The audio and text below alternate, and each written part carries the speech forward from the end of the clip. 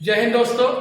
कल आप लोगों को मैं जनन का इंट्रोडक्शन बताया था, जिसमें आपको बताया था जनन क्या होता है, जनन का उद्देश्य क्या है, वो कौन से जीव है जो जनन नहीं करते और जनन की कितनी विधि है। तो कल आपको बताए थे कि जनन की दो विधि है, जनन के दो प्रकार है। पहले प्रकार को कहते हैं अलैंगिक जनन और दूसरे प्रकार को कहा जाता है लैंगिक जनन। पहला होता है अलैंगिक और दूसरा होता है लैंगिक जनन। आज हम जानेंगे कि अलैंगिक जनन और लैंगिक जनन में क्या डिफरेंस होता है, क्या अंतर होता है। देखिए, अगर हम बात करें बेटा अलैंगिक जनन की, तो अलैंगिक जनन सामान्यतः जो अल्प विकसित जीव हैं उनमें ज्यादा देखने को मिलता है। और दूसरी खास बात यह है कि जो अलैंगिक जनन होता है इसमें संतान को उत्पन्न करने के लिए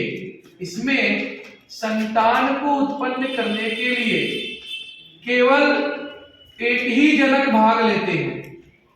खास बात यह है कि अलैंगिक जनन में संतान को उत्पन्न करने के लिए सिर्फ और सिर्फ सिंगल इंडिविजुअल केवल एक ही जनक भाग लेते हैं।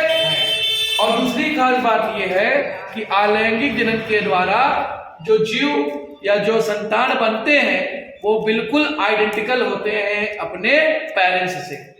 तो अलैंगिक जनन क्या है? अलैंगिक जनन की एक विधि होती है जिसमें संतान को उत्पन्न करने के लिए केवल एक ही जनक क्या करते हैं, भाग लेते हैं। और साथ ही साथ इनके द्वारा, इन अलैंगिक विधि द्वारा उत्पन्न जो जीव होते हैं वो बिल्कुल अपने पेरेंट्स के आइडेंटिकल होते हैं। अब इसके भी बहुत सारे टाइप्स है, बहुत सारे प्रकार है। उसको जानने से पहले हम जानते हैं कि लैंगिक जनन क्या होता है। देखिए, अलैंगिक जनन की तरह लैंगिक जनन भी आपके जनन की एक विधि है, एक प्रकार है। परंतु अगर समझे तो इसमें संतान को उत्पन्न करने के लिए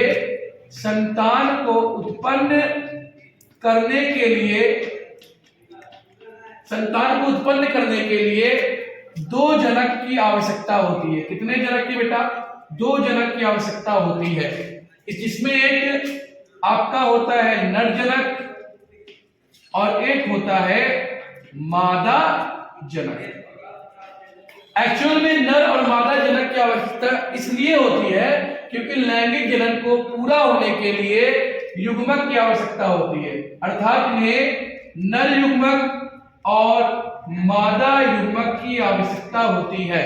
तो हम ये कह सकते हैं कि लैंगिक जनन वह जनन होता है जिसमें नर तथा मादा युग्मक इन्वॉल्व होते हैं, या हम कह सकते हैं कि नर एवं मादा युग्मकों के द्वारा होने वाले जनन को ही लैंगिक जनन कहा जाता है। लैंगिक जनन सामान्यतः आपको उच्च प्रकार के, विकसित प्रकार के जीवों में ज्यादा देखने को मिलेगा।